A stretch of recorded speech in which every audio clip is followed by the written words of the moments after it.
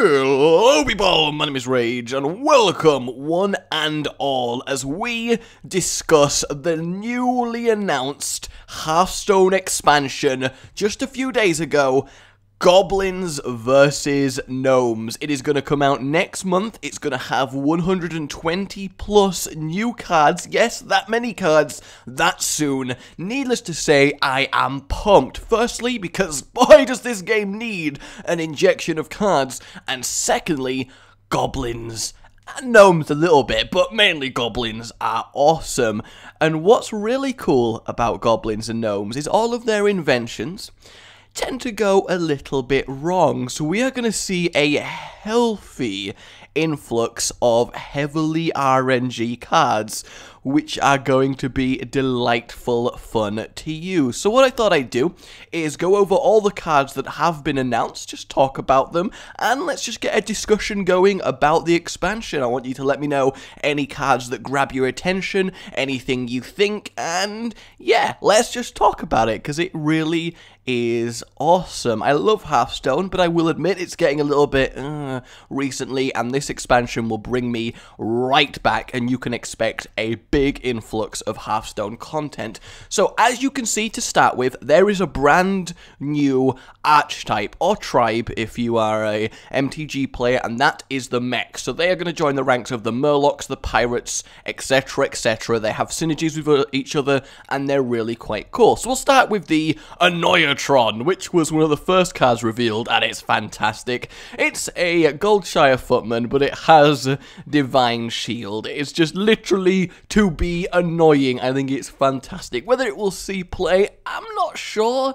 I mean, if it was 1 mana, it would be almost an auto-include, but at 2 mana, maybe in Zoo, because it does trade automatically twice with something. It doesn't die to an Earth Shock. I feel like we will see this card. Now, all the 1 mana cards that look like spells, like Armor Plating and Emergency Coolant, they are from a card which gives you a random bit of scrap, like a Ysera, but for technology. So they're not neutral spells, as much as I would love neutral spells, and as you can see, they're not terribly powerful. 1 mana to give a minion 1 health, I mean, it's just, you know, it's whatever, and obviously outclassed, for example, by Power World Shield, and then the Emergency Coolant outclassed by Frost Shock. That's the kind of theme that they are working with. So if we move on to the Blingtron 3000, give each player a random weapon, and it really does mean any single weapon in the game, it can give you both. So there is some really cool things. It also has a unique weapon that we will look at earlier that does come with it. And this won't see much play. It's too risky, but it is hella fun. I mean, it's called the Blingtron. What more do you need to know? Then we have the Bomb Lobber. Now, this is a very interesting card, dealing 4 damage to a random enemy minion when it's played, which is, on paper, pretty damn good. The free body, very weak, but you're obviously playing it for its effect. A 4 damage nuke as part of it is potentially very powerful, but you've got to consider that it is a 5-drop, and 4 damage does not kill any of the played 5-drops apart from Azure Drake, so it doesn't have as much value as it appears.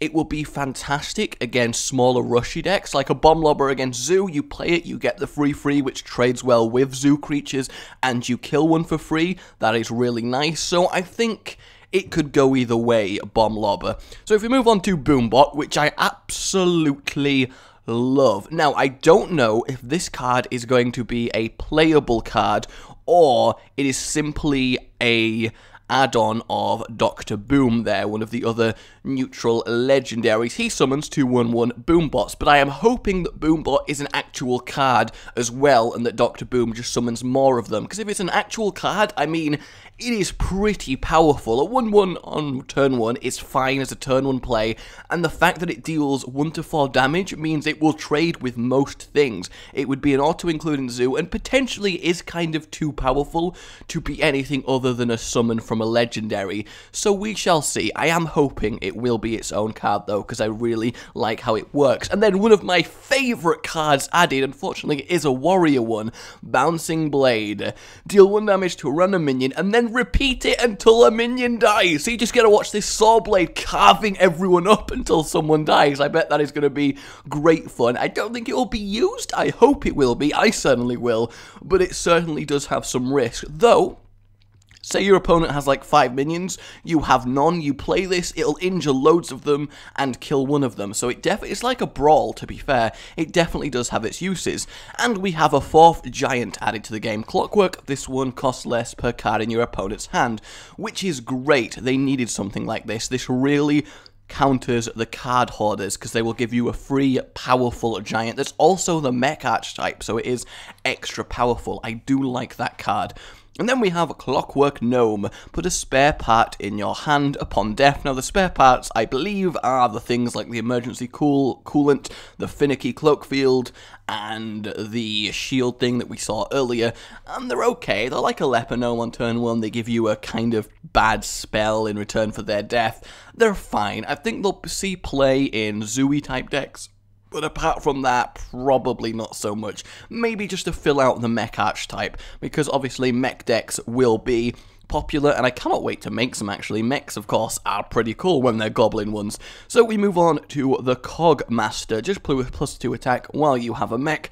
Absolutely fine. A 1-2 on turn 1 is good, and potentially turning into a 3-2 to trade up. Nothing much to be said about that. Then Dr. Boom, a 7/7 for 7, which isn't terrific because it is big game hunterable. This card would actually be better if it was a 6/7, but it does come with the 2 boom bots, so you do get immediate value, so this card might very well see play. And I do love the parody of Dr. Doom, Fantastic Four, but Dr. Boom, the actual character in the WoW universe, pretty damn good. Emergency cooldown, freeze a minion. We don't need to talk about those. Enhance Omecano. Now this guy right here is cool. 4 mana 3/2. Terrible, but his battle cry, give all your other minions either Wind Fury, Taunt, or Divine Shield. That is incredible. If you have a load of guys out, this will probably be played in Zoo, because on turn 3, you can have 3-4 guys out, coin up to 4 mana, play an Enhanced Omecano, and your board is now powerhouse, especially if you get Divine Shield. I see this card being stupidly strong. I really, really do, especially in the right situations. So I am looking forward to seeing the shenanigans with him. And then we move on to Explosive Sheep.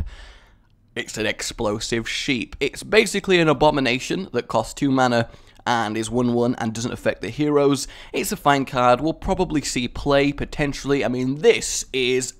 if you ever needed a Zoo stopper, Explosive Sheep is your guy. Well, I guess animal, mechanic, robot, whatever.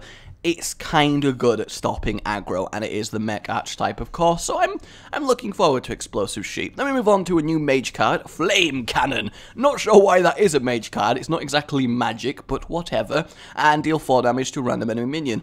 Pretty damn good, honestly. 2 mana, 4 damage to anything is fine for 2 mana. It's like a Soulfire, but obviously doesn't have the discard effect and is randomly targeted. So not very like a Soulfire at all, in fact. But still, it is, of course, a fine card. Will probably be in a lot of decks, and yeah, just generally good. And then we have Gnomish Experimenter. Draw a card. If it's a minion, turn it into a 1/1 for 1 chicken.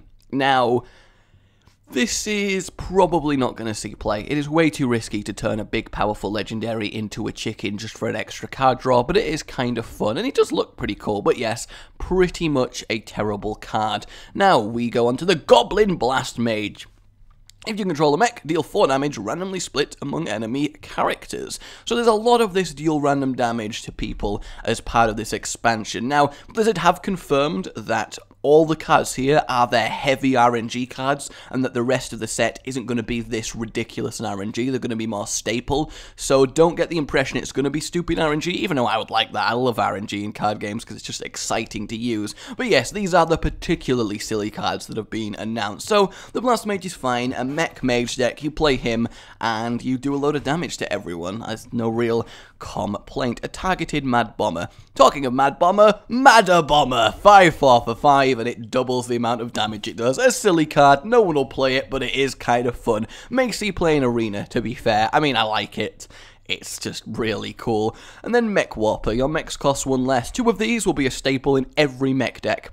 No question about it. 2 free is fine for 2 mana, and it's an instant 1 less on anything else you may play that turn, so it does have uses in the later game, and is a fine early game drop. A very good card, and a staple of all future mech decks. Now we have Mechaneer Thermoplug, who is another legendary. There is a lot of legendaries being added. Only a few of them have been announced, but if it's this kind of volume of legendaries to normal cards, we are going to be seeing a fair amount of them. This guy is hilarious. 9/7 for 9. It's, you know, stats. But whenever a minion dies, summon a Leper Gnome. He won't see that much play. He's kind of gimmicky, maybe in Arena, but he is funny. A swarm of Leper Gnomes. I guess you'd have to play him with a board full of minions, trade everything off, and then get an army of Leper Gnomes, potentially, but he's like a worse Kel'Thuzad, the way to look at him, how he would be played. Next up, we have the Micro Machine, who has the best entry sound effect. I have a big punch for a small machine, and the voice he says it in is glorious. I can't do it justice. But yes, at the start of each turn, he gains an attack. It's fine, he probably won't see that much play. If it was at the end of your turn, he'd be a lot better, but he's just okay. Mimiron's Head, I love me a bit of Mimiron. What a boss fight from WoW. Heads up if you fought him. High five, not heads up. Heads up, he's behind you! So at the start of your turn, if you have at least 3 mechs, Mimiron's Head included, you destroy them all and turn them into the V07 Tiaron, which is the V07 Tron. We will have a look at that later, because it's ridiculous. 4/5 for 5 mana, not horrible, honestly, and potentially a very beneficial effect. The Ogre Warmaul. That is the weapon that the Bling Bot can summon, a 4/2 and a 50% chance to not hit who you targeted.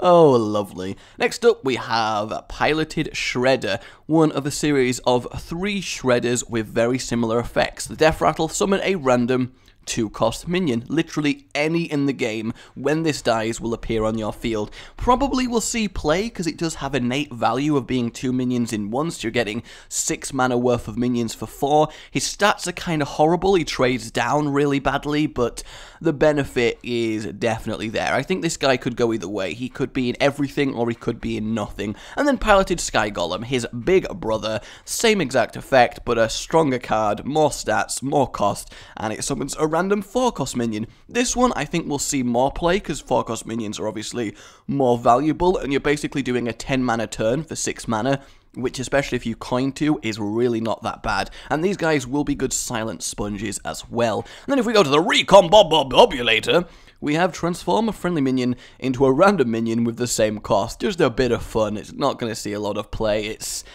just for a laugh. And then the Shrinkmeister, a really good card for priests. They can give a minion -2 attack, which means they can take a 4 attack minion and make it 2 and then Shadow Word paint it. Very useful for them and something we're going to see in a lot of decks. And then we have the legendary version of the Shredder Trio. Sneed's Old Shredder. Death Rattle, summon a random legendary minion. Obviously you could get maybe Pagel, but you could also get Ysera, so really quite a fun card, and it may see play. I like it, but it is a big investment, though he's definitely a silent sponge. Then, now the new best 3-drop in the entire game, Spider Tank, free 4 for free. You cannot complain, great stats for a free drop, just a vanilla card, but it is of the mech archetype. Yeah, you'll see 2 of these in every mech deck. It is just a good, solid card.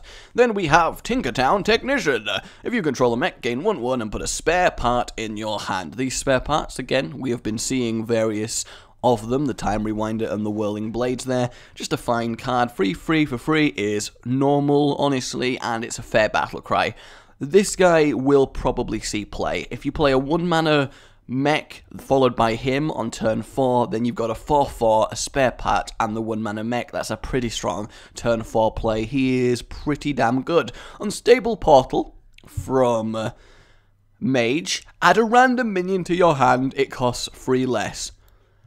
Legitimately, this can give you any minion in the game for free less. It is just phenomenal. So RNG, seeing as it has a pool of hundreds to choose from, but a really entertaining card. And then another fantastic Priest edition, upgraded Repair Bot. If a Priest manages to work out a mech deck, then they get a 5/5 for 5, which is okay, but it gives a friendly mech +4 health, which is insane. And then the VO7 Tron, the combination of free mechs, Charge and Mega Wind Fury, can attack 4 times.